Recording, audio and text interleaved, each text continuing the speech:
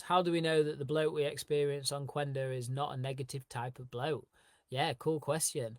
So, I'm probably best to explain what both types of bloating are, as you know. So, there's two types of bloating. Well, there's probably more than two types of bloating, but just to simplify it, there's two types of bloating. There's one that when you've got infections or overgrowths, and then you have any sugars or carbohydrates, and you eat them sugars and carbohydrates, and they go down, feed the bacterial overgrowths or fungal infections in your small intestine or parasites in your small intestine.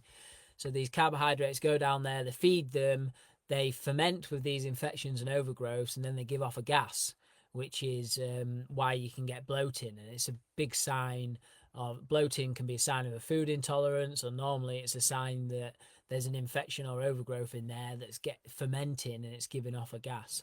And then obviously when we say, and that will be classed as a negative type, as you've said here. And then when the Qenda's killing off infections and overgrowth, you can also get a bit of bloating as well. So how do you differentiate the two? Like if you're not having any carbohydrates or any sugars that are feeding these negative infections, or if you was not having any carbs and you're still getting bloated from the Qenda, that can show that yeah, it's the Qenda killing off the infections and overgrowths. Obviously, the Qenda's got a few prebiotics in there which can feed the good bacteria, but overall, it's going to be yeah, helping move stuff along and getting stuff going. So basically, if you are not having any carbs at all, you know it's not the negative type of bloat. Or if you're not having any carbs or not having any foods that you're intolerant to, you know it's not like a food reaction, if that makes sense, or intolerance that's happening, or a fermentation of the carbohydrates happening. So yeah, that's the way of knowing. Or keep going, and you can keep going, and then when it stops, you know that it wasn't the food that you was eating. It was the Qenda that was bloating you up. That being said, yeah, one way would just be to cut out carbs for a day and see if the bloating totally goes away. And also, when you're doing any sort of cleanse or trying to like reverse your symptoms naturally, it's always good to keep a food diary and see like what foods you're reacting to and what foods you aren't reacting to.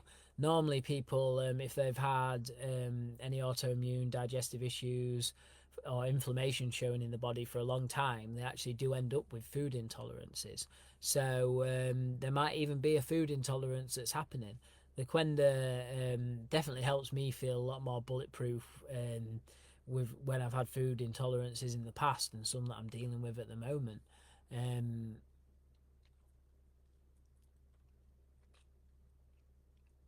However, it might not totally stop the bloating if you've had foods that yeah, would normally bloat you up, but it can help. So yeah, hopefully that helps.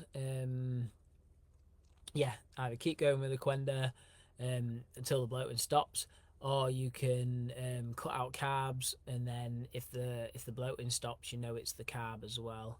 Um, and if it doesn't stop, you know the Qenda's still doing its cleansing. Basically, pretty simplified view of it, but hopefully that makes sense.